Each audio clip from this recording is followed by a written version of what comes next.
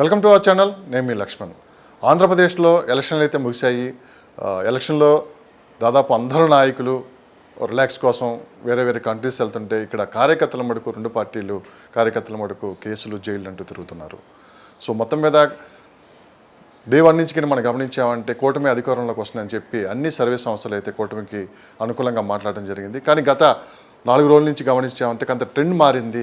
మీరు అనుకున్నంత ఈజీగా అయితే ఇక్కడ కూటమి అధికారంలోకి రావడానికి ఆస్కారం లేదని చెప్పి కూడా కొంతమంది విశ్లేషకులు కూడా చెప్పడం కూడా జరిగింది. అసలు ఆంధ్రప్రదేశ్లో ఏం జరుగుతుంది, ఎందుకు ప్రతిపక్షం మౌనం పాటిస్తుంది, అధికార పక్షం దూకుడు ప్రదర్శిస్తుంది? సో ఇదే అంశంపై ప్రస్తుతం మనతో కూడా మాట్లాడడానికి సీనియర్ జర్నలిస్ట్ ప్రసాద్ మూర్తి గారు ఉన్నారు. ఆయనతో కూడా మాట్లాడదాం, మరిన్ని విశేషాలు తెలుసుకుందాం. సార్ నమస్తే. నమస్తే లక్ష్మణ్, ఏంటి సంగతులు? సార్ హాట్ అయితే ఉంది మొత్తం మీద ఏపీ రిజల్ట్ అయితే. ఒక పక్క అంటే నాయకులంతా సమ్మర్లో బాగా బిజీగా ప్రచారాల్లో పాల్గొట్టడం, ఎలక్షన్లో హడావిడి చేసేసారు, మొత్తం రిలాక్స్ ఉన్నారు. కార్యకర్తలు అయితే మటుకు అటు జైళ్ళు కేసులు అంటూ పోలీస్ స్టేషన్లు తిరుగుతున్నారు. మరోపక్క సోషల్ మీడియా వచ్చేసేసి, సోషల్ మీడియా కావచ్చు, కొంత మెయిన్ స్ట్రీమ్ మీడియా కావచ్చు, అంటే కూటమి అధికారంలోకి వస్తుంది, కూటమికి ఈసారి 150 సీట్లు వస్తున్నాయని చెప్పి మళ్ళా గుద్ది మరి ఒక 4 డేస్ క్రితం వరకు బాగా గట్టి చెప్పారు. కానీ ఇప్పుడు పరిస్థితులు చూస్తుంటే తెలుగుదేశం పార్టీ మౌనం వెనక అసలు ఏంటి వ్యూహం ఏంటి? వైఎస్ఆర్సీపీ దూకుడు వెనక ఓవర్ కాన్ఫిడెన్స్ అనుకోవచ్చు, అసలు ఏం జరుగుతుంది అక్కడ? అంటే ఇప్పుడు ఎవరు ఎన్ని వ్యూహాలు పన్నినా ఏం చేసినా బ్యాలెట్ బాక్స్లో ఈవీఎంలో ఉన్నదాన్ని అయితే ఎవరు ఏం మార్చలేదు. వాళ్ళు ఎంత దూకుడు ప్రదర్శించినా, వీళ్ళు ఎంత మౌనం ప్రదర్శించినా వాళ్ళుగా ఈవీఎంలను ఏమీ చేయలేరు. సో రాహుల్ గాంధీ వీళ్ళు అన్నట్టు ఏమన్నా చేస్తే మోడీ చేయాలేమో, కానీ అది వర్క్నే, అది మనం ఏదో సరదాగా అనుకుంటున్నాం. కానీ ఎవరికి వాళ్ళు ఎన్ని చెప్తున్నా టెన్షన్ అనేది మౌంట్ అయి ఉందండి అక్కడ ఆంధ్రప్రదేశ్ విషయంలో. ముఖ్యంగా దేశవ్యాప్తంగా కూడా కొంత క్లారిటీ వస్తుంది, కానీ నేషనల్ వైడ్గా అటు బీజేపీకి వాళ్ళ మిత్రపక్షాలు ఎన్డీఏ కూటమికి ఏమిటి అనేటటువంటిది ఒక క్లారిటీ వస్తుంది. ఎక్కడ వాళ్ళకి తగ్గొచ్చు, ఎక్కడ పెరగవచ్చు, ఏమిటి అనేటటువంటిది. అఫ్కోర్స్ అక్కడ కూడా చాలా డిఫరెన్సెస్ ఉన్నాయి. ఈ పోల్ సర్వేస్ చేస్తున్నటువంటి వాళ్ళలో, ఎనాలిస్టుల్లో, వీళ్ళల్లో. కానీ ఆంధ్రప్రదేశ్కి వచ్చేసరికి నేను మొదటి నుంచి కూడా ఫైట్ చాలా టైట్గా ఉందని చెప్పేసి, వార్ వన్ సైడ్ కాదని చెప్పి నేను నా వీడియోలోనూ చెప్తున్నాను. నిన్నగాక మొన్న చేసిన వీడియోలో కూడా చెప్తాను. మొదటి నుంచి కూడా ఒకటే, ఎవరు కూడా ఇంత కాన్ఫిడెంట్గా చెప్పడానికి లేదు. అన్ని రకాలుగా కూడా ఎటు నుంచి ఎటైనా సరే షిఫ్ట్ అయ్యే అవకాశం ఉందనే నాకు, అంటే ఎక్కడ మైండ్కి ఇంతకుముందు ఎన్నికల్లో అయితే బల్లగుద్ది చెప్పాను. ఈసారి కొంచెము ప్రిడిక్షన్ కష్టంగానే ఉందన్నమాట. ఒకటే ఎందుకు కష్టంగా ఉందంటే, అంత పెద్ద ఎత్తున ఓటర్లు పోటెత్తారు. ముఖ్యంగా రూరల్ ప్రాంతంలో ఎనాలిస్టులు చెప్తున్నటువంటిది ఇదంతా కూడా మనకి ఆ పోల్ ప్యాటర్న్ చూసుకుంటే, అర్బన్ ఏరియాలో సాయంత్రానికల్లా సద్దుమణిగిపోయింది ఓటింగు. అర్ధరాత్రి దాకా ఓటింగ్ జరిగింది గ్రామీణ ప్రాంతాల్లో.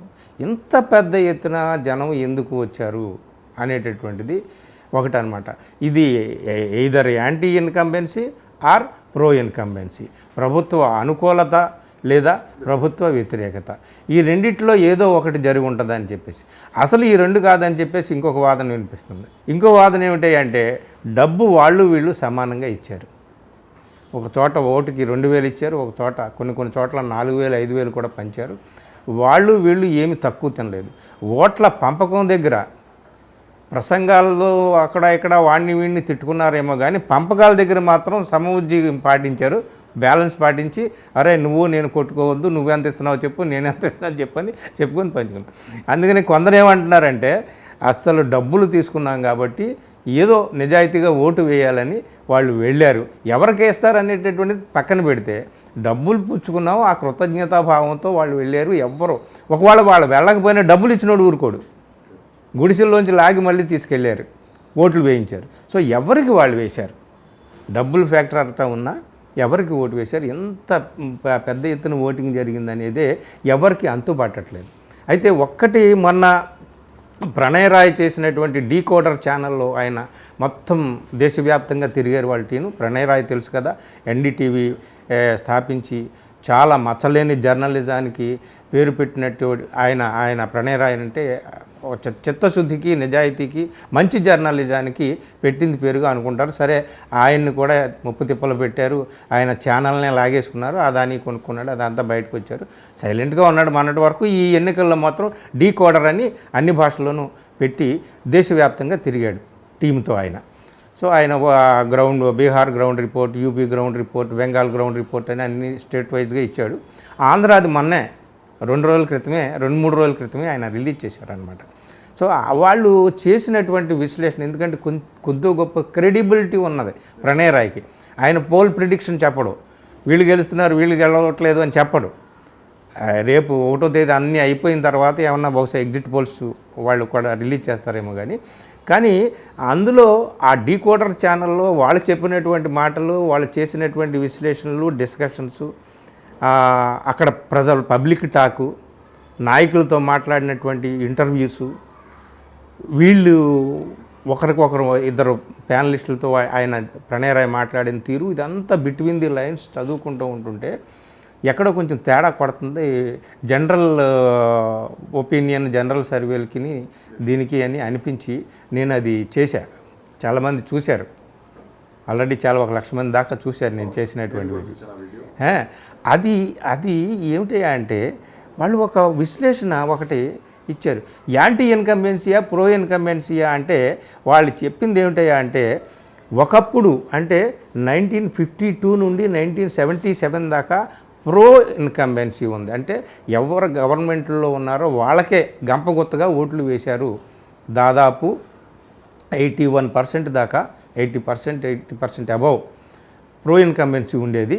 తర్వాత 77 నుంచి 2002 మధ్యకాలంలో అది యాంటీ ఇన్కంబెన్సీకి ఎక్కువగా ప్రజలు ఓట్లు వేశారు. అంటే ప్రభుత్వాన్ని దించడం కోసం ఎక్కువ ఓట్లు పడి, అంతకుముందు ప్రభుత్వాన్ని ఉంచడం కోసం ఎక్కువ ఓట్లు పడి, మరి ఇప్పుడు ఏంటయ్యా అనే ప్రశ్న వస్తుంది కదా.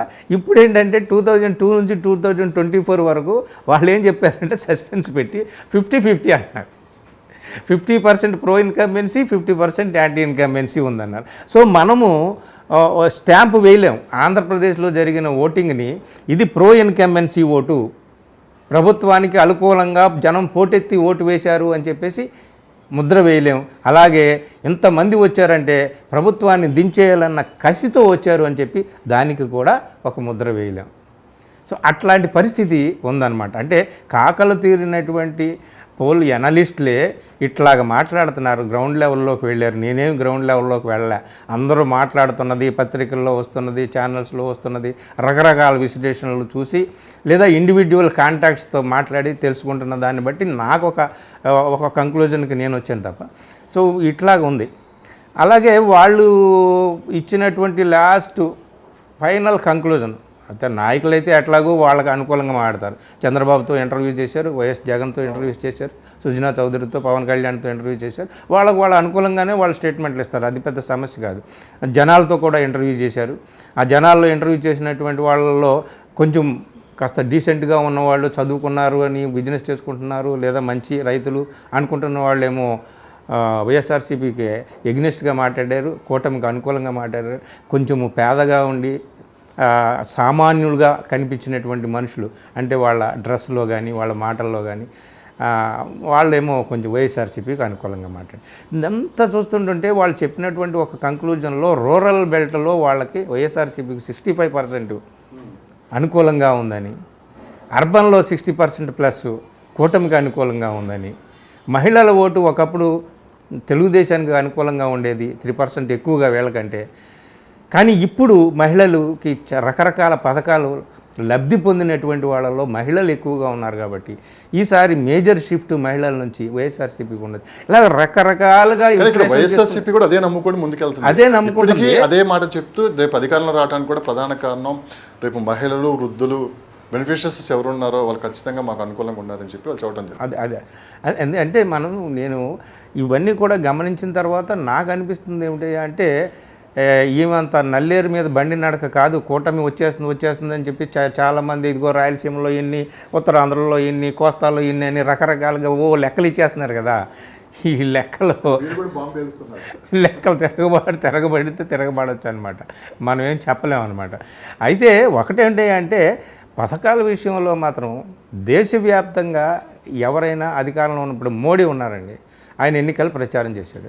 ఎన్నికల ప్రచారంలో వాళ్ళు ఎంతసేపు కాంగ్రెస్ వస్తే ఇది చేస్తారు, కాంగ్రెస్ వస్తే అది చేస్తారు, మీ సర్వనాశనం అయిపోద్ది అది ఇదని. కానీ దానికి డిఫరెంట్గా జగన్మోహన్ రెడ్డి ఆయన గెలుస్తాడా ఓడుతాడా అనేది అది నాకు అనవసరం, నేనైతే చెప్పలేను. ఇప్పుడు 1వ తేదీని మీరు కలిస్తే సాయంత్రం చెప్తాను. కానీ ఆయన మాత్రం ఇదిగో మీకు నేను నవరత్నాలు ప్రామిస్ చేశాను, నవరత్నాల ప్రకారం మీకు ఇచ్చానా లేదా, మళ్ళీ నేను దాన్నే బేస్ చేసుకొని మిమ్మల్ని ఓటు అడుగుతున్నాను. నేను చేసిన పని సంక్షేమం, పేదల కోసం సంక్షేమం, పేదల అభివృద్ధి రాష్ట్ర అభివృద్ధి అని నేను భావించాను. పెత్తందారుల అభివృద్ధి నాకు అనవసరం, పెత్తందారులు తిరగబడుతున్నారు, దిస్ ఈజ్ ఫైట్ బిట్వీన్ పెత్తందారులు అంటే పేదలు అని చెప్పి ఆయన అంటున్నాడండి. క్లియర్ కట్గా తాను ఏం చేశాడో దాని మీదే ఓటింగ్కి వెళ్ళాడు జగన్మోహన్ రెడ్డి. అసలు పరిపాలన చేస్తున్నవాడు ఎవడైనా సరే దాని మీదే వెళ్ళాలి. కానీ నిజంగానే పేదలకి పెత్తనందారులకి మధ్య జరిగిన ఎలక్షన్ అనుకోవచ్చు ఇది. అంటే మీకున్న అనాలిసిస్, మీకున్న ఇన్ఫర్మేషన్ మొత్తం ఆల్రెడీ ఎలక్షన్ అయిపోయింది, మీకున్న నెట్వర్క్లో చాలా ఇన్ఫర్మేషన్ కూడా మీరు తీసుకొని వచ్చి ఉంటారు. అవునవును. అంటే పేదలకి పెత్తందారులకి అని ఆయన చేసినటువంటి వ్యాఖ్యానం ఇది. పేదవాడు ఎవడో వచ్చి నాకు పెత్తందారికి మధ్య యుద్ధం జరుగుతుంది ఎన్నికలు అని పేదలు ఎవరో మాట్లాడలే. ఇది జగన్మోహన్ రెడ్డి ఇంటర్ప్రిటేషన్ అనమాట. దాన్ని ఆయన అట్లాగా అభివర్ణించాడు. సో నిజంగా అవునా కాదా అనేటటువంటిది దాన్ని పక్కన పెడితే లబ్ధిదారుల్లో ఎక్కువ మంది పేదవాళ్ళు ఉన్నారు. ఎస్సీ, ఎస్టీ, బీసీ మైనారిటీలు ఎక్కువ మంది ఉన్నారు. అఫ్కోర్స్ సంఖ్యలో కూడా వాళ్ళు ఎక్కువే కాబట్టి లబ్ధిదారుల్లో కూడా వాళ్ళు ఎక్కువ మందే ఉండవచ్చు. ఈ పథకాలన్నింటినీ కూడా వీళ్ళు తీసేస్తారు వచ్చేటటువంటి ఒక నేరేటివ్ వాళ్ళు ఇచ్చారు. లేదు మేము తీయము, ఆ పథకాలుగా అలాగే ఉంచుతాం, ఇంకా ఎక్కువ ఇస్తాం మీకు పెన్షన్ విషయంలో, అలాగే మహిళలకు ఇచ్చేటటువంటి పథకాల విషయంలో, అన్ని రైతులకు ఇచ్చేటటువంటి రైతు భరోసా కానీ ఇవన్నిటినీ కూడా చంద్రబాబు మరింత పెంచి పథకాలని ఇచ్చాడు. సో పథకాలు వల్ల అప్పుల పాలైపోయింది, సంక్షేమ పథకాల వల్ల రాష్ట్రం నాశనం అయిపోయింది అని చెప్పినటువంటి వాళ్ళు కూడా చివరికి మళ్ళీ ఆ పథకాలని మేము కూడా రిపీట్ చేస్తాం. వాలంటీర్ల వ్యవస్థ వేస్ట్, వాలంటీర్ల వ్యవస్థని ఆయన స్వప్రయోజనాలకు వాడుకున్నారు, ఈ వాలంటీర్ల దుర్మార్గులు చాలా చేశారు అది ఇది అని చెప్పి ఆరోపణలు చేశారు పవన్ కళ్యాణ్, చంద్రబాబుతో సహా. కానీ మేము అధికారంలోకి వస్తే ఈ వాలంటీర్లకు 5,000 కాదు 10,000 ఇస్తామని అంటే వాళ్ళు దేన్నైతే ఖండించారో దాన్ని మళ్ళీ వాళ్ళు మేనిఫెస్టోలో పెట్టుకొని వాళ్ళు వాగ్దానాల్లో చేస్తున్నారనమాట. సో ఇవన్నీ కూడా ప్రజలు ఇంతకు ముందులా లేరు. టీవీలు పెద్ద పెద్ద బిగ్ స్క్రీన్ దగ్గర కూర్చొని డిబేట్లు వినే ఓపిక ప్రజలకు లేదు.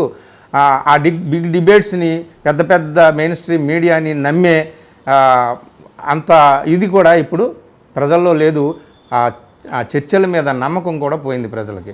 అందరికీ చేతిలో చిన్నగా కూలి పనికి వెళ్ళేవాడు రోజు చేపలు పట్టుకోవడానికో లేదా ఇంకే పొలం పనులకు వెళ్ళేటటువంటి వాడి చేతిలో కూడా సెల్ ఫోన్ ఉంటుంది. ఇలా నొక్కితే వాళ్ళ నాగేశ్వరం ఏం మాట్లాడుతున్నాడో లేదా ప్రసాదమూర్తి ఏం మాట్లాడుతున్నాడో లక్ష్మణ్ ఏం మాట్లాడుతున్నాడో చూసుకుంటున్నారనమాట. సో అందుకని వాళ్ళు అవన్నీ కూడా చూస్తారు. అందుకనే పథకాలు ఎట్లా ఉన్నప్పటికీ ఇది పేదలకి పెత్తందారులకి మధ్య జరుగుతున్న యుద్ధం అని జగన్మోహన్ ఒక నేరేటివ్ని బిల్డప్ చేశాడు, దాన్ని ప్రజల దాకా తీసుకువెళ్ళాడు. ప్రజలు నిజంగా దీన్ని విశ్వసించారా? విశ్వసిస్తే మనకు వచ్చేటటువంటి పథకాలు పోతాయి. మనకి ఈయన ఆదుకుంటున్నాడు కాబట్టి ఈయన్ని కాపాడుకోకపోతే, ఈ గవర్నమెంట్ని కాపాడుకోకపోతే మనకి కూడు ఉండదురా బాబు, ఈ గొడ్డు ఉండదురా, ఈ గుడిసి ఉండదురా అనేటటువంటి భయానికి వాళ్ళు లోనైతే మాత్రం జగన్మోహన్ చేస్తారు. లేదు మనకి ఈ పథకాలు ఆయన కూడా ఇస్తానంటున్నాడు, దాంతోపాటు ఉద్యోగాలు ఇస్తానంటున్నాడు చంద్రబాబు, అభివృద్ధి చేస్తాను, అభివృద్ధి సంపద సృష్టిస్తానంటున్నాడు. కేవలం అప్పే కాదు, నేను సంపద సృష్టిస్తాను, సంక్షేమము and development, welfarism and development, ఈ రెండింటినీ కూడా సమతూకంలో నేను తీసుకువెళ్తానంటున్నాడు. నిజంగా అందుకనే విద్యావంతులు కానీ, చదువుకున్న వాళ్ళు కానీ, అగ్రవర్ణాల వాళ్ళు కానీ, అర్బన్ పీపుల్ కానీ ఎవరైనా సరే ఆ మాటనే ప్రచారం చేస్తారు. జర్నలిస్టులు కానీ ఆ మాటలనే ప్రచారం చేస్తారు. ఈ మాటలు చెప్పేటటువంటి వాళ్ళు ఎప్పుడు చదువుకున్న వాళ్ళు, అర్బన్ పీపుల్, ఎలైట్ సెక్షన్సే ఉంటారు. వీళ్ళ ప్రభావమే కింద వర్గాల మీద పడుతుందన్నమాట. ఈ ప్రభావం ఏ మేరకు కింద వర్గాల మీద పడితే ఆ మేరకు కూటమికి లాభం. అందుకని ఇక్కడ ఎవరు కూడా తెగేసి చెప్పలేరు. జగన్మోహన్ రెడ్డి ఒక మాట చెప్పొచ్చు, లేదా ఈయన చంద్రబాబు ఒక మాట చెప్పొచ్చు. అందుకనే ఎలా ఉంటుంది ఏమిటి అనేది ప్రజల హృదయాల్లో ఏముంది, ఏమి స్థిరపడిపోయింది, ఏం ముద్రపడిపోయింది ఏమిటి, వాళ్ళు దాన్ని ఆ అభిప్రాయాన్ని ఓటు రూపంలో ఎలా వ్యక్తం చేశారనేది వెరీ సస్పెన్స్ అనమాట. సార్ ఇప్పుడు మనం ఒకసారి గమనించామంటే ఎలక్షన్ రిజల్ట్ దగ్గర పడే కొద్దిగా కూటమిలో కొంత కాన్ఫిడెంట్ తగ్గుతుంది, కూటమి మౌనం వహిస్తుంది. ఈ మౌనం వెనక ఒక పెద్ద చర్చ నడుస్తుందని ఓ పక్క వినిపిస్తుంది. మరోపక్క జగన్మోహన్ రెడ్డి గారు లండన్ పర్యటన ముందే మనం ఇన్ని సీట్లు గెలుస్తున్నాం, మీరు ఎవరో దేనికి టెన్షన్ పడొద్దు, హ్యాపీగా ఉండని చెప్పి ఆయన చెప్పి వెళ్ళిపోయారు. ఈ మౌనం ఏంటి, ఈ దూకుడు ఏంటి? ఓ పక్క ఎలా ఉందంటే వైజాగ్లో ప్రమాణ స్వీకారం ఏర్పాట్లు కూడా చేసేస్తున్నారు. సో 9వ తేదీ 9:30 ప్రమాణ స్వీకారం జరగబోతుంది. దాదాపు అటువైపు వెళ్ళి అన్ని వెహికల్స్ బుక్ చేశారు, ప్లస్ అక్కడ ఉన్న అన్ని లాడ్జెస్ కూడా బుక్ అయిపోయాయి అన్నారు. చాలా దూకుడుగా ఉన్నారు వాళ్ళు. ఒకసారి మన తెలుగుదేశం పార్టీ మౌనం వెనక ఉన్న అంటే ఆంతర్యం ఏంటి?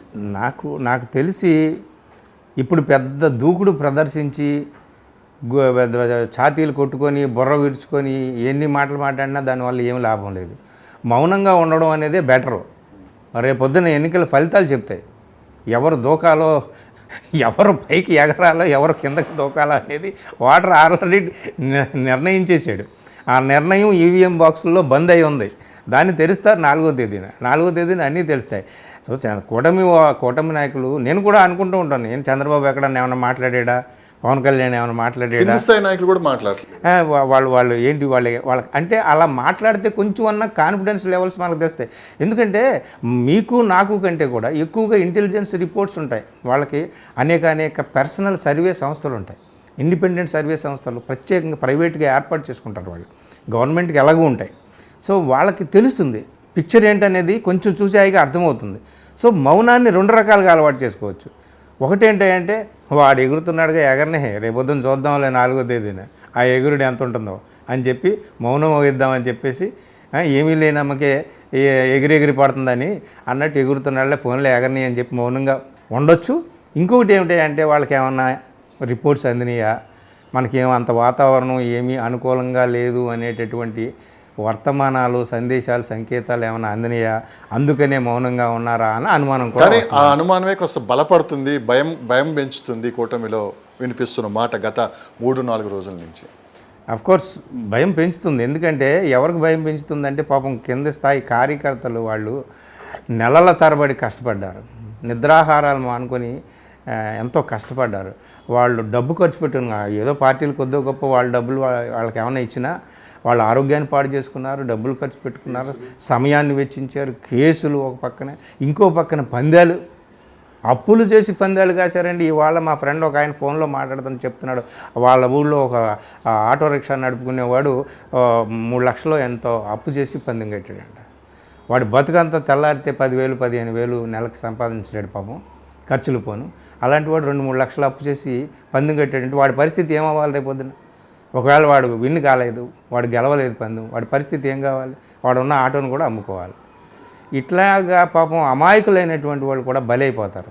ఏది ఏమైనా ఎవరు ఏం చేయలేరు. ఇప్పుడు నాయకులు నిన్ను పందెం కాసుకోమన్నానా, నిన్ను డబ్బు ఖర్చు పెట్టుకోమన్నానా అని అనొచ్చు. సో ఇదంతా కాదు. కానీ మౌనం వెనక మాత్రం కొన్ని అనుమానాలు అయితే కలుగుతున్నాయి. కానీ ఏదేమైనా సరే మనకి 4వ తేదీనే, రేపు 1వ తేదీ సాయంత్రం 6:30కి ఎగ్జిట్ పోల్స్ వస్తాయి. నేషనల్ వైడ్గా ఏం చెప్తున్నారు, ఒకటి డిఫరెన్స్ కనిపిస్తుందండి. నేషనల్ వైడ్ ఛానల్స్కి లోకల్ బాడీ సర్వే సంస్థలకి మధ్యన కూడా కొంచెం డిఫరెన్స్ కనిపిస్తుంది. అందుకనే మనము చాలా సస్పెన్స్గా టిపికల్గా ఉంది ఈసారి ఆంధ్రప్రదేశ్ ఎలక్షన్ ఏం జరుగుతుంది ఏంటనేది. నేను మాత్రం మొదటి నుంచి చెప్తున్నది ఏంటంటే ఆ స్ప్లిట్ కానీ కరెక్ట్ అయితే, అంటే ఎవరైతే ఈయన నేను పేదలకి నేను సంక్షేమ పథకాలు ఇచ్చాను అంటున్నాడో ఆ rural and urban elite sections and illiterate sections, అగ్రవర్ణాలు నిమ్న వర్ణాలు, ఇట్లాగా ఉమెన్ అండ్ మెన్, ఇట్లాగా ఈ డివిజన్ కానీ కరెక్ట్గా ఉండి మేజర్ షిఫ్ట్ ఆ రూరల్ ఓట్ బ్యాంక్ అంతా కూడా, ఉమెన్ ఓట్ బ్యాంక్ అంతా కూడా, ఆ lower caste people vote bank అంతా కూడా మేజర్గా పథకాలకు అనుకూలంగా, సంక్షేమాలకు అనుకూలంగా, వైఎస్ఆర్సీపీకి అనుకూలంగా వెళ్తే మాత్రం ఆయనకి గెయిన్ అవుతుంది. ఆయన చెప్పినట్లు దేశం మొత్తం ఆంధ్ర వైపు చూస్తుంది. కానీ ఇక్కడ ఏమిటాయా అంటే కులాల వారీగా చూసుకున్నా ఇక్కడ ఒక పాయింట్, ఇది ఇంకో పాయింట్ మిస్. ఈ వైఎస్ఆర్ సిపి దూకుడు వెనక అసలు ప్రమాణ స్వీకార ఏర్పాట్లు కూడా జరిగిపోతున్నాయి అని చెప్పి కూడా అసలు అన్ని ఛానల్స్లో పెద్ద ఎత్తున చర్చ కూడా నడుస్తుంది. సో ఆ దూకుడు వెనక రహస్యం ఏంటి? ఇప్పుడు ఎన్నికలు అయిపోయిన తర్వాత ఎన్నికలకు ముందు వై నాట్ 175 అని అన్నారు. అది ఒక ఎమోషనల్ గేమ్ ప్లాన్ అని అనుకోవచ్చు. ఇప్పుడు బీజేపీ వాళ్ళు చప్కీ బార్ 400 పార్ అంటున్నారు, 400 సీట్లు అని అంటున్నారు. అదొక గేమ్ ప్లాన్ అది. అంటే మన మైండ్ సెట్ చేయడం కోసం. ఎక్కడ సెట్ అవుతుంది మన మైండ్? అప్కీ బార్ 400 పార్ అంటే మనం ఆలోచించేవాడు, డిస్కస్ చేసేవాళ్ళు అందరూ కూడా 400 వస్తాయా, వీళ్ళకి 400 కంటే తక్కువ వస్తాయా దగ్గర ఆగిపోతారు. అసలు మ్యాజిక్ ఫిగర్ 272, అక్కడికి వెళ్ళరు ఎవడో. అదొక పెద్ద గేమ్ అనమాట అది. సో ఇట్లాంటి గేమ్ అంతకుముందు వీళ్ళు వై నాట్ 175 అని అట్లాగ అన్నారు. కానీ ఎన్నికలు అయిపోయిన తర్వాత ఏం మాట్లాడి మాత్రం ఎంత దూకుడు ప్రదర్శించి మాత్రం ఏంటంటే లాభం ఏమి లేదు. వాళ్ళు కూడా మౌనంగా ఉండి ప్రశాంతంగా ఉంటే బాగుండేది. ఈ దూకుడు వల్ల ఏంటంటే కింది స్థాయి కార్యకర్తలు రెచ్చిపోవడం వల్ల లేనిపోయింది వాళ్ళ మధ్య వీళ్ళ మధ్య ఘర్షణ వాతావరణం, చాలా చోట్ల టెన్షను, చాలా గ్రామాల్లో నెలకొని ఉంది అని అంటున్నారనమాట. వాళ్ళకి వీళ్ళకి మధ్య నివురు గప్పిన నిప్పులా ఉంది అన్ని గ్రామాల్లో కూడా చాలా చోట్ల.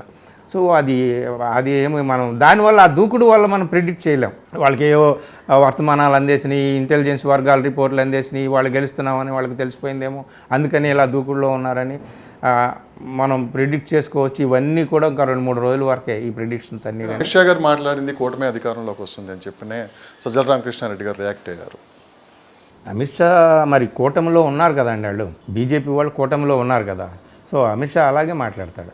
అమిత్ షా నిన్న పంజాబ్లో లాస్ట్ ఫేజ్ ఎలక్షన్ ఉంది. అక్కడ పంజాబ్లో ఆమ్ ఆద్మీ పార్టీ అధికారంలో ఉంది. అక్కడికి వెళ్ళి ఏం చెప్పాడు, 4వ తేదీన చూసుకోండి ఈ పంజాబ్లో గవర్నమెంట్ ఉండదో అని చెప్పి. ఒక హోంమంత్రి కేంద్రంలో అధికారంలో ఉన్నటువంటి పార్టీకి సంబంధించిన అతి ముఖ్యమైనటువంటి నాయకుడు అలా మాట్లాడొచ్చండి? ఇది జరుగుతుంది పార్లమెంట్ ఎలక్షను. అక్కడ రాష్ట్రంలో అధికారంలో ఉన్నదేమో ఆమ్ ఆద్మీ పార్టీ. 4వ తేదీ తర్వాత రాష్ట్రంలో ఈ ఆమ్ ఆద్మీ పార్టీ అధికారంలో ఉన్నదంటాడేంటి? అంటే మేము పడగొట్టేస్తామనే కదా, గవర్నమెంట్ మేము దించేస్తామనే కదా. వాళ్ళు అధికారంలో ఉన్నారు, వాళ్ళకి అనుకూలంగా వాళ్ళు మాట్లాడతారు. కానీ కూటమికి అనుకూలంగా వాళ్ళే మాట్లాడడం కాదు, చాలా ప్రామినెంట్ సంస్థలు కూడా నేషనల్ వైడ్గా కూడా చాలా ప్రముఖులు కూడా కూటమికి అనుకూలంగా ఉంటుందని చెప్పి చాలా ముందు సర్వేలు కూడా వచ్చినాయి, చాలామంది మాట్లాడారు. సో కూటమిని తీసి పక్కన పెట్టడానికి లేదు, కానీ కొన్ని చోట్ల ఫైట్ అనేటటువంటిది నాకు తెలిసి చాలా అంటే టగ్ ఆఫ్ వార్ లాగా ఉంటుందన్నమాట. కోస్టల్ బెల్ట్లో ముఖ్యంగా, అంటే రాయలసీమలో కొంచెం ఎడ్జి వైఎస్ఆర్సీపీకి ఉండొచ్చు, ఉత్తరాంధ్రలో కొంచెం 50-50 అలా ఉండొచ్చు ఫైటు. కోస్టల్ బెల్ట్లో మాత్రం చాలా వార్ వన్ సైడ్గా మాత్రం ఉండదు, మొత్తం ప్రతి సీటు టగ్ ఆఫ్ వార్. మీరన్నట్టు ఈ లెక్క వేసుకున్నా కానీ కాస్త వైఎస్ఆర్సీపీకి ఎడ్జి కనపడుతుంది కదా. అది చెప్పలేం కదా, ఎక్కువ సీట్లు రాయలసీమ ఇప్పుడు వైఎస్ఆర్సీపీకి ఎడ్జ్ అనుకుంటున్నాము, ఉత్తరాంధ్ర 50-50 అనుకుంటున్నాము, ఫర్ ఎగ్జాంపుల్ 50-50 అనుకుంటున్నాము.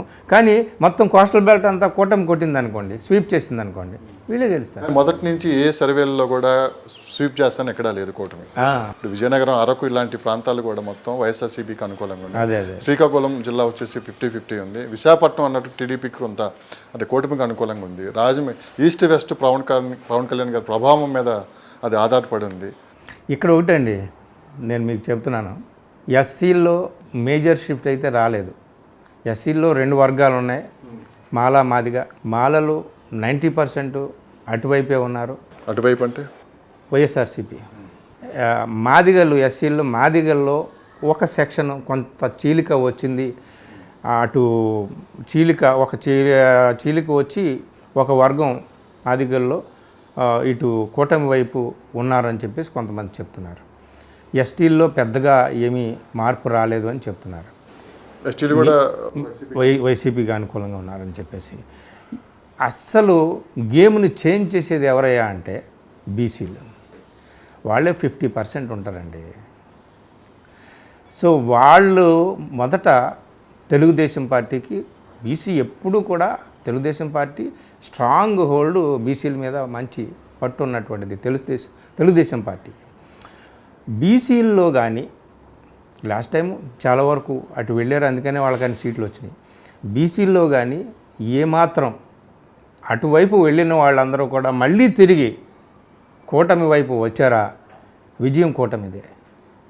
లేదు పథకాలు మాకు మగ్గాల ద్వారా పథకాలు వచ్చినాయనో, లేకపోతే మాకు వలల ద్వారా పగ్గాలు వచ్చినాయనో, లేకపోతే మాకు కళ్ళు గీతలో మాకు ఈ పథకాలు వచ్చినాయనో, ఇట్లాగా రకరకాల చేతి వృత్తులుగా విడిపోయినటువంటి బీసీ కులాలన్నీ కూడా ఇంచుమించు అన్నీ మేము ఈ లబ్ధి పొందాం కాబట్టి మేము ఇటువైపే ఉంటామని చెప్పేసి, అంటే 100% ఎప్పుడు ఎవరు ఉండరు, ఉంటారని చెప్పి వాళ్ళు బీసీలు కానీ అటువైపే ఉన్నారు అంటే మాత్రం చెప్పలేం, టఫ్, అటువైపుకి అనుకూలంగా ఉండొచ్చు అనమాట.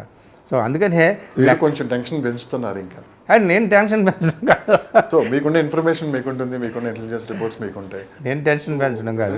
వాతావరణం అయితే ఇక్కడ క్రియేట్ అవుతుంది. ఎప్పుడు ఉన్నదేనండి.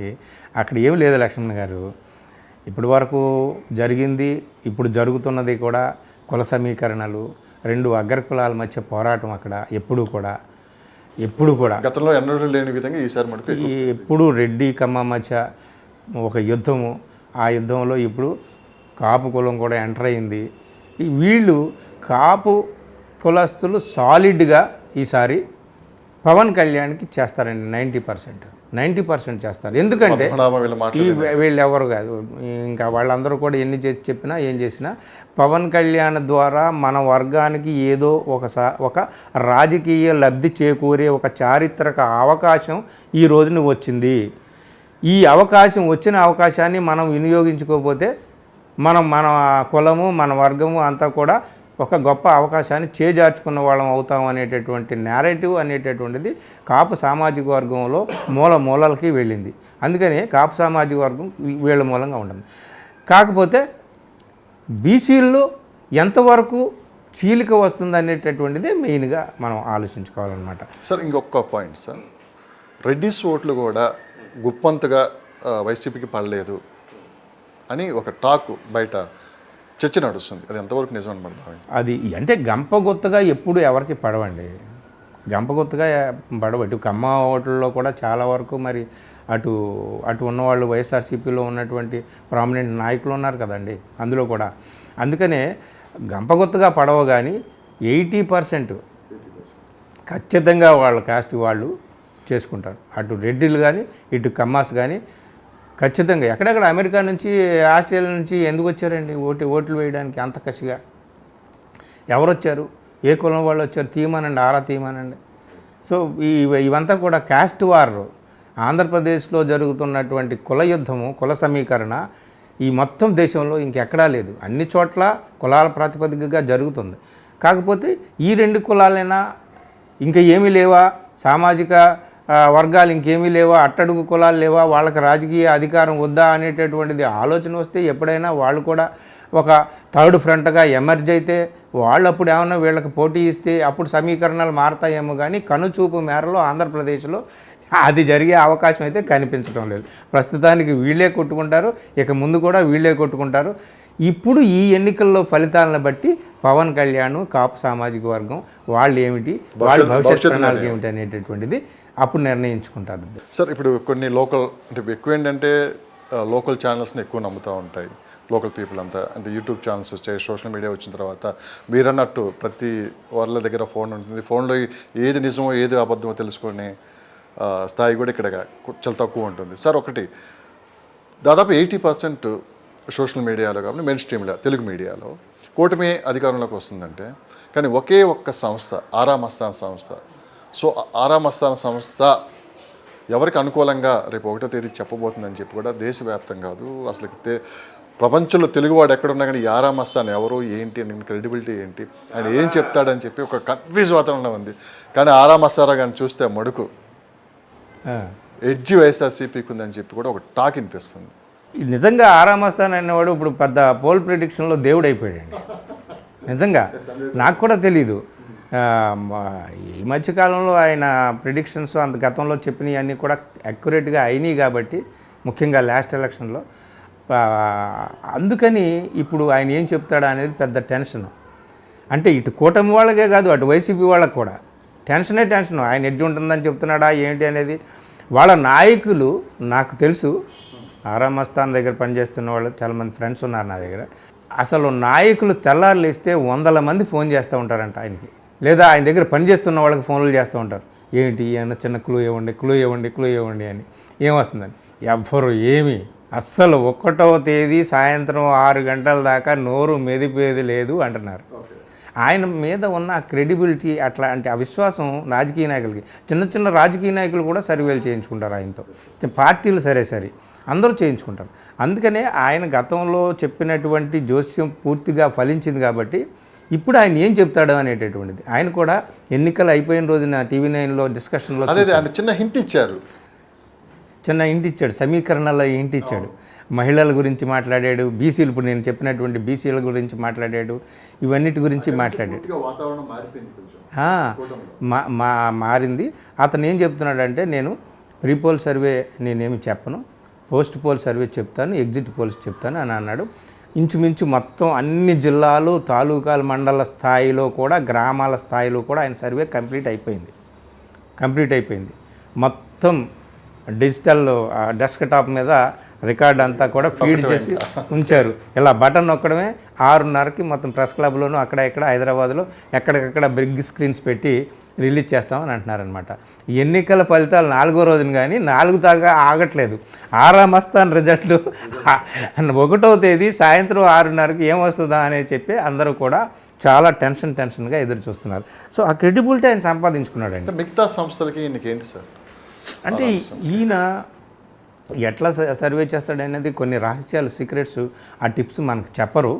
కానీ గ్రౌండ్ లెవెల్లో వాళ్ళ టీమ్స్ చేసేటటువంటి వర్కు, ఆయన పెట్టుకున్నటువంటి పారామీటర్సు, ఆ క్రైటీరియా, ఇదంతా కూడా రిలయబుల్గా ఉండొచ్చు. రేపొద్దున చాలామంది డిస్కషన్స్లో అడుగుతారు, ఆయన ఇంటర్వ్యూ చేస్తారు. ఇప్పటికీ నేను కూడా ట్రై చేసే ఇంటర్వ్యూ చేద్దామని. ఇప్పుడు చాలామంది అడుగుతున్నారండి, దయచేసి 1వ తేదీ దాకా ఆగండి అని అంటున్నాడు ఆయన. సో ఏమిటి, ఏ పారామీటర్స్తో మీరు ఎట్లా చెప్తున్నారు ఏంటి అనేది రేపొద్దున ఆయన ఎట్లాగో చెప్తాడు. కానీ కొన్ని విషయాలు చెప్పరు, బయటకు చెప్పరు. వాళ్ళకున్న టీం ఏంటి, గ్రామాల్లో ఉన్న నెట్వర్క్ ఏంటి, ఏ పద్ధతులు అనుసరిస్తున్నారు, ఏ మార్గాలు అనుసరిస్తున్నారు ఏమిటి అనేటటువంటిది చాలా మన చర్చకు వస్తుంది ముందు. కానీ ఏది ఏమైనా ఆరామస్తాను మీరు అన్నట్టు ఆయన సర్వే కోసం అందరూ ఎదురు చూస్తున్నారు. నేను కూడా ఎదురు చూస్తున్నాను ఏమై ఉండొచ్చు అని. అయితే క్లూస్ అయితే ఇచ్చాడు ఆయన.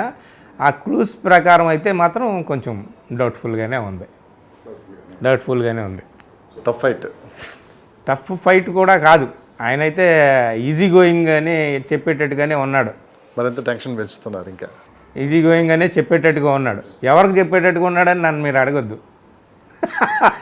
అర్థం చేసుకుంటారు చూసేవాళ్ళు, చేసుకుంటాడు. సీనియర్ జర్నలిస్ట్గా మీకు గ్రౌండ్ లెవెల్లో చాలా నెట్వర్క్ ఉంటుంది. దాదాపు 40 సంవత్సరాల అనుభవం ఉంది మీకు. ప్రతి జిల్లాలో, ప్రతి మండలంలో మీకు ఇన్ఫర్మేషన్ ఉంటుంది. సార్, మీకున్న గ్రౌండ్ లెవెల్ ఇన్ఫర్మేషన్ ప్రకారం సార్ ఆరామసాన్ని పక్కన పెడదాం, ఒక సీనియర్ జర్నలిస్ట్గా మీరేం చెప్తారు సార్? అంటే నేను చెప్పేది ఉంటుంది. అంటే నా రిపోర్టు, నా విశ్లేషణ కూడా నేను ఇప్పుడు ఖచ్చితంగా చెప్పకూడదు. కాబట్టి అంటే నేను కూడా మాట్లాడిన మాటలను బట్టి మీరు కూడా బిట్వీన్ ది లైన్స్ ఏంటో అర్థం ఏంటో మీరు గమనించే ఉంటారు ఈ పాటికి.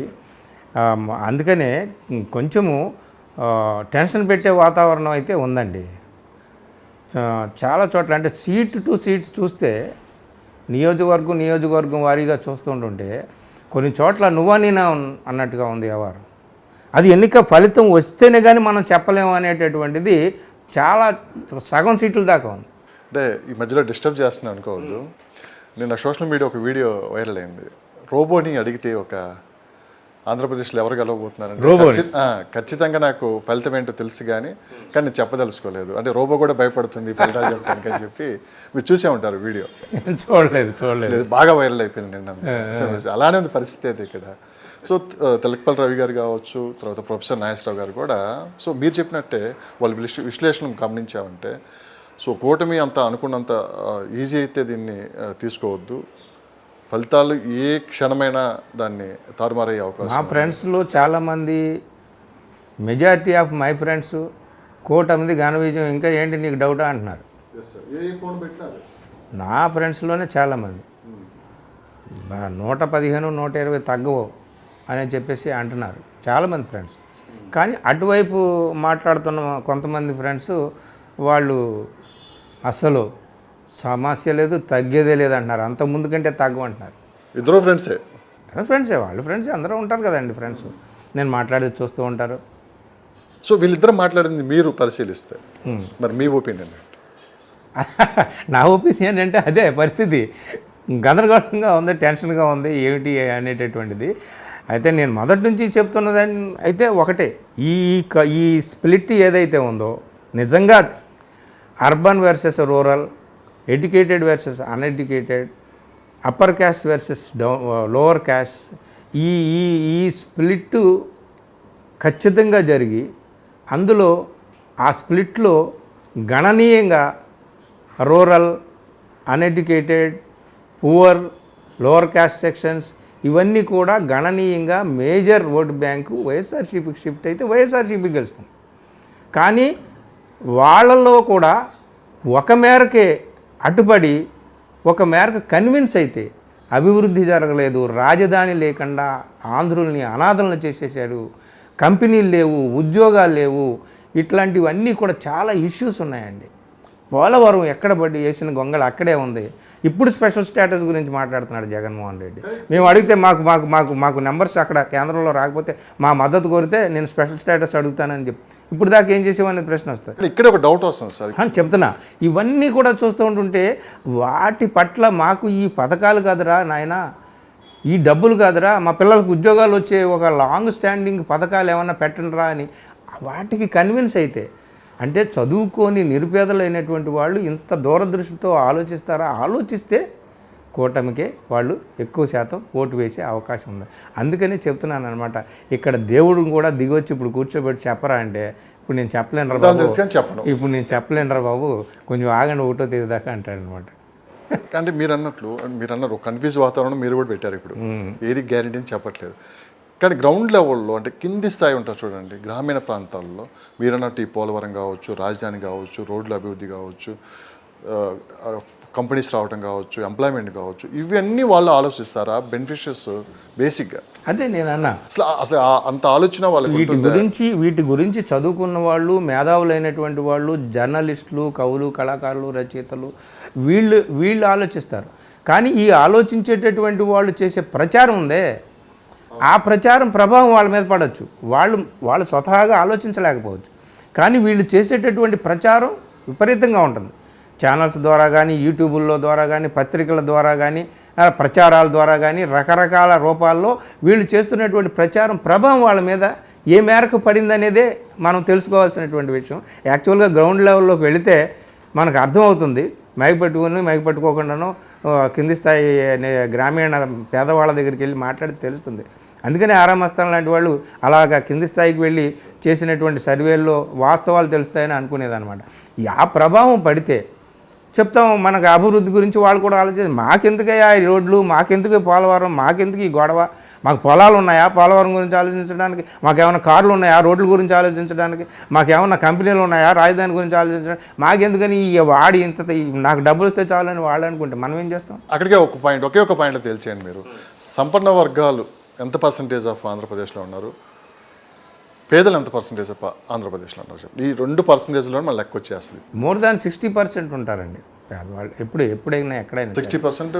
సంపన్న వర్గాలు చాలా తక్కువ. వాళ్ళు బాగా అదే రిచ్ పీపుల్ ఒక 20% ఉంటారేమో. Above middle class people, rich people వీళ్ళందరినీ కలుపుకుంటే ఒక 30-40% ఉంటారు. మిగిలిన వాళ్ళందరూ కూడా లోవర్ మిడిల్ క్లాసు, అలాగే పూర్, బిలో పవర్టీ లైన్ అనేటటువంటిది ఏదైతే ఉందో వాళ్ళు ఎక్కువ మంది ఉంటారు. అందుకనే కదండి ఈ రోజుని ఇన్ని కోట్ల మంది మేము ప్రధానమంత్రి అన్న యోజన అని చెప్పి అంటాడు. ఇంకా వీళ్ళు ఎవరో భిక్షగా పడేస్తే 4 అన్నం మెతుకులను తినేటటువంటి వాళ్ళు కోట్ల మంది ఈ దేశంలో ఉన్నారని చెప్పడమే కదా ఇంతమందికి నేను ఉచితంగా బియ్యాన్ని పంచుతున్నానండి. ఇన్ని కోట్ల మంది ఉన్నారు, ఇన్ని కోట్ల మందికి పంచామని వాళ్ళు గర్వంగా చెప్పుకుంటున్నారు. కానీ నేనేమంటానంటే ఇన్ని కోట్ల మంది ఇంకా దరిద్రంలో పెట్టావు 10 సంవత్సరాలు నువ్వు ఉంచి. ఆర్థికంగా ఎదగాలి కదా వాళ్ళు బియ్యం పంచుతావా, పప్పులు పంచుతావా, ఉప్పులు పంచుతావా అని ఎదురు చూస్తున్నారంటే అంత దరిద్రంలో వాళ్ళని ఉంచి ఏమిటి నువ్వు సాధించింది ప్రగతి? అలాగే ఈ పథకాలు కూడా ఏమంత గొప్ప విషయం ఏం కాదు. డైరెక్ట్గా బ్యాంకుల నుంచి డైరెక్ట్ బ్యాంక్ ట్రాన్స్ఫర్ డీబీటీ అని అంటున్నారా జగన్మోహన్ రెడ్డి, ఇదేం గొప్ప విషయం ఏం కాదు. ప్రశాంత్ కిషోర్ చెప్పినట్టు ఈ మాత్రం దానికి ఎందుకు, బ్యాంకులు ఉంటే సరిపోతుంది, బ్యాంకులకు డైరెక్ట్గా డబ్బులు వేసేది సరిపోతుంది కదా. కాబట్టి బ్యాలెన్స్ చేసుకోవాలి. రేపు అధికారంలోకి ఒకవేళ వైఎస్ జగన్మోహన్ రెడ్డి వచ్చినా తప్పనిసరిగా ఈ ఇష్యూ మీద ఆయన కాన్సన్ట్రేట్ చేయాలి. కంపెనీలు రావాలి, ఉద్యోగాలు రావాలి, రాజధాని కావాలి, రోడ్లు కావాలి, అన్నీ కావాలి. టోటల్ రాష్ట్రం యొక్క అభివృద్ధిలోనే వ్యక్తుల యొక్క అభివృద్ధి ఇమిడి ఉంటుంది. దీనికి దానికి ఇంటర్లింక్ అది గమనించాలి. అది బాక్సుల్లో అట్లా ప్యాక్ అయ్యింది. సో ప్రజల అభిప్రాయం అంటే అందుట్లో పెట్టి ప్యాక్ చేసి పెట్టారు. ఇప్పుడు ప్రజెంట్ అయితే రేపు 4వ తేదీ అంతే బట్టి అభివృద్ధి కోరుకుంటున్నారా నిజంగానే పథకాలు కోరుకుంటున్నారు అనేది ఆ రోజు బయటకు వస్తుంది. సార్ మరో పక్క తీసుకున్నామంటే ఇక్కడ కడపలో దాదాపు షర్మిల గారు గట్టి పోటీ ఇచ్చారు. గతంలో వన్ సైడ్ ఉండేది కడపలో రాజశేఖర రెడ్డి గారి ఫ్యామిలీకి. ఇద్దరు అన్నా చెల్లెల మధ్య టఫ్ ఫైట్ నడిచింది. ఈసారి మెజార్టీ తగ్గే అవకాశం ఉంది. షర్మిల గారికి గెలిచినా ఆశ్చర్యపోవాల్సిన పని లేదు. కాంగ్రెస్ని బతికిచ్చారు. మళ్ళీ రేపు ఫలితాలు తారుమారు అయితే మళ్ళీ కాంగ్రెస్ అక్కడ పుంజుకుంటుందని చెప్పి ఒక లెక్కేసి చెప్తున్నారు. అంటే సేఫ్ సైడ్గా మనకు ఇంకో పార్టీ ఉంది, ఇక్కడికైనా మనం ఫెయిల్ అయితే అక్కడ అందరూ జాయిన్ అవ్వచ్చు అని చెప్పి కూడా కొంతమంది కార్యకర్తలు కావచ్చు, నాయకులు కావచ్చు అదొక ఆలోచనలో ఉన్నారు. ఇప్పటికే సంప్రదింపులు కూడా జరుపుతున్నారని చెప్పి వినిపిస్తున్నమాట. సో ఎంతవరకు ఇది మనం పరిణామం తీసుకోవాలి? నాకు తెలిసి కడప సీటు కోసం షర్మిల లేదా కాంగ్రెస్ పార్టీ వీళ్ళందరూ చాలా వరకు గట్టిగానే ప్రయత్నం చేసి ఉంటారు. ఇంక అందులో అనుమానం ఏమీ లేదు. షర్మిలని ఓడించడానికి కూడా ఆపోజిట్ వర్గాలు ప్రయత్నాలు చేసే ఉంటాయి. కానీ ఎంత అనుకున్నా షర్మిల చెల్లెలే కదా.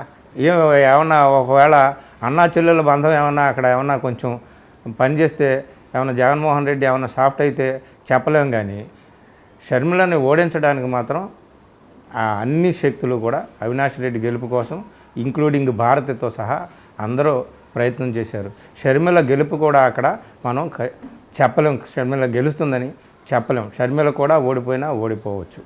కాకపోతే కాంగ్రెస్ పార్టీకి మళ్ళీ పునరుజ్జీవం అనేటటువంటిది షర్మిల ద్వారా వస్తుంది. ఇప్పుడు కాదు, ఆమె గట్టిగా నిలబడితే ఇంకొక 5 ఏళ్ళు తప్పనిసరిగా ఆంధ్రప్రదేశ్లో కాంగ్రెస్ మళ్ళీ జీవం పోసుకునేటటువంటి అవకాశం ఉంటుంది. అది వచ్చే ఫలితాలను బట్టి సంప్రదింపులు ఇప్పటి నుంచి మొదలు పెట్టారంటారు. ఎంతవరకు నిజం? ఫలితాలు తారుమారుగా అయితే ఏం చేయాలని చెప్పి అంటే కేంద్రంలో నుంచి అంటారా సంప్రదింపులు? ఇక్కడ ఫలితాలు అయ్యే సంప్రదింపులు అంటారు మీరు? వైఎస్ఆర్సీపీ నాయకులు కాంగ్రెస్ వైపు చూపు. కాంగ్రెస్ అక్కడ జగన్మోహన్ రెడ్డిని కాంగ్రెస్ ఆదుకునే అంత సీన్ లేదు. ఫలితాలు తారుమారు అయితే అంటే కార్యకర్తలు, నేను జగన్మోహన్ రెడ్డి గురించి మాట్లాడలే, కార్యకర్తలు కావచ్చు, ఒక మిడిల్ స్థాయి లీడర్స్ కావచ్చు, వాళ్ళందరూ కూడానండి ఎప్పుడైనా సరే గెలిచిన వాడి వైపు ఉంటారు. కార్యకర్తలైనా నాయకులైనా ఎవడైనా సరే. ఇక్కడ చూడండి, అంత పెద్ద మేరు పర్వతం లాంటి కేసీఆర్ ఏమైపోయింది? పర్వతం కుప్పకూలిపోయినట్టు అయిపోయింది కదా. ఆ పార్టీ నాయకులే కాదు, కింద స్థాయి కార్యకర్తలు కూడా చెల్లాచెదరైపోయారు కదా. వాళ్ళందరూ కూడా మేము కాంగ్రెస్తో దెబ్బలాడారు కాబట్టి మొన్న అసెంబ్లీ ఎన్నికల్లో వాళ్ళ మీద కోపంతో ఇటు బీజేపీకి పడేశారు. తెలంగాణలో అదొక పెద్ద డ్రామా జరగబోతుంది. ఇక్కడ బీజేపీకి కొద్దిగా సీట్లు పెరిగినా బీజేపీ సొంత బలం కాదు, బీఆర్ఎస్ సీట్లు, బీఆర్ఎస్ ఓట్లు కాంగ్రెస్తో మొన్నటిదాకా కొట్లాటలో ఉన్నారు కాబట్టి వాళ్ళకి వేయకుండా వాళ్ళ మీద కసితో ఇటు వేశారు చాలా. అలాగా అక్కడ మాత్రం కాంగ్రెస్ వైఎస్ఆర్సీపీ ఏమాత్రం ఓటమి పాలైతే, ఇన్ కేస్ వైఎస్ఆర్సీపీ ఓటమి పాలైంది, కూటమి ఘన విజయంతో అక్కడ అధికారంలోకి వచ్చింది అనుకుందాం. అప్పుడు వైఎస్ఆర్సీపీ ఇటు కాంగ్రెస్ రెండు కూడా మెర్జ్ అయిపోయే అవకాశం ఉంది. వైఎస్ఆర్సీపీ కాంగ్రెస్లోకి వెళ్ళిపోయేటటువంటి, జగన్ కాంగ్రెస్లోకి వెళ్ళిపోయే అవకాశం ఉందని ఒక స్పెక్యులేషన్ ఉంది. అలాగే వైఎస్ఆర్సీపీలో ఉన్నటువంటి ట్రెడిషనల్ కాంగ్రెస్ కార్యకర్తలు, లీడర్స్ ఉంటారు కదా, వాళ్ళు కాంగ్రెస్ వైపు వెళ్ళిపోయే అవకాశాలు కూడా ఉంటాయన్నమాట. సో అంటే షర్మిల ఎంత స్ట్రాంగ్గా నిలబడుతుందనే దాని మీద ఉంటుంది. లేదు కేంద్రంలో ఒకవేళ ఇక్కడ ఆంధ్రప్రదేశ్లో ఓటమి పాలైన కొద్దిగా కన్సిడరబుల్ సీట్లు 25లో ఒక 9దో 10దో తెచ్చుకున్నాడు అనుకోండి, ఈ 9, 10 అక్కడ కేంద్రంలో అవసరం అయ్యాయి అనుకోండి నరేంద్ర మోడీకి, అప్పుడు మళ్ళీ జగన్మోహన్ నిలదొక్కుంటాడు. కేసుల నుంచి, వాటి నుంచి, జైలు నుంచి, వాటి నుంచి తనను తాను రక్షించుకుంటాడు. తనను తాను అక్కడ రక్షించుకోకుంటే, కేసుల నుంచి తనను తాను రక్షించుకుంటే, జైలు నుంచి రక్షించుకుంటే ఇక్కడ నిలబడతాడు, మళ్ళీ పార్టీని నిలబెట్టుకోవడానికి మళ్ళీ కష్టపడతాడనమాట.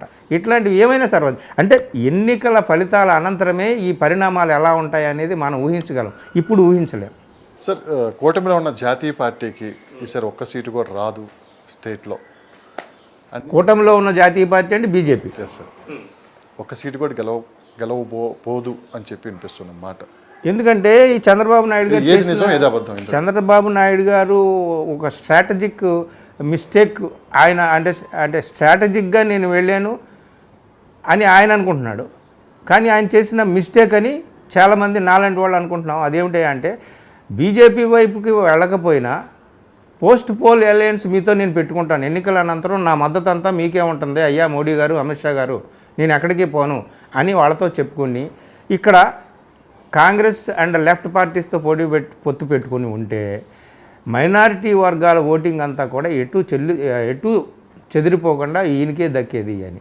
అందుకని ఇప్పుడు బీజేపీ నాకు తెలిసిన సమాచారం ప్రకారం కూటమి పట్ల సానుకూలత ఉన్న వాళ్ళు కూటమి ఎక్కడుంటే అక్కడ వేశారు ఓటు. ఏది తెలుగుదేశానికి వేశారు, పవన్ కళ్యాణ్కి కూడా వేశారు. కానీ బీజేపీ ఉన్న చోట వేయలే. బీజేపీ ఉన్న చోట మైనారిటీ ఓటింగ్ ఏది కూడా బీజేపీకి పడలేదు. అటు కాంగ్రెస్కో లెఫ్ట్ పార్టీస్కో పడింది. లేదంటే అటు బలంగా ఉన్నాడు విన్నింగ్ క్యాండిడేట్ బీజేపీని ఓడించుతాడు అనుకుంటే వైఎస్ఆర్సీపీకి వేశారు. ఇదే ఇక్కడే ఒక పెద్ద కన్ఫ్యూజన్. మరి ఎటువైపు మొగ్గారు వీళ్ళంతా? ఖచ్చితంగా యాంటీ బీజేపీ ఉంటారండి. మైనారిటీ అందరూ కూడా యాంటీ బీజేపీ. కూటమికి పడతాయి. కూటమికి అనుకూలంగా ఉంటే బీజేపీ నిలబడని చోట తెలుగుదేశం పార్టీ నిలబడిన క్యాండిడేట్స్ ఉన్నారు, జనసేన క్యాండిడేట్స్ ఉన్నారు, వాళ్ళకి వేయచ్చు. అంత పెద్ద ఎత్తున వీళ్ళు బీజేపీతో పెట్టుకున్నారు కాబట్టి కూటమిని ఓడించాలని చెప్పి మైనారిటీలు అంత కసితో అక్కడ లేరు. కానీ బీజేపీ ఎక్కడైతే 6 స్థానాలు వీళ్ళు అన్ని స్థానాలు ఇవ్వడం కూడా అన్యాయం కదండి. 0.81%, 87% ఉంది లోక్సభలో బీజేపీకి ఓటింగ్. అట్లాంటిది ఏకంగా 6 స్థానాలు వాళ్ళకి ఇచ్చారు. అందుకని వాళ్ళు ఆ 6 స్థానాల్లో 1-2 గెలుస్తారా లేదా కూడా అనుమానం. మరి పూర్తిగా హవా వీసి ఏమన్నా కూటమి వైపు ఈ ప్రభుత్వాన్ని దించాలని ప్రజలు కంకణం కట్టుకుంటే ఆ కసితో ఆ ఊపులో ఆ గాలిలో వీళ్ళు కూడా గెలవచ్చు 2-3 సీట్లు. సార్ మొత్తాన్ని ఇంతమంది తట్టుకొని జగన్మోహన్ రెడ్డి రేపు కానీ మళ్ళీ అధికారంలోకి వస్తే దేశ రాజకీయాలపై ఎలాంటి ప్రభావం చూపించే అవకాశం ఉంది? జస్ట్ ఒక ఇమాజిన్ అంతే.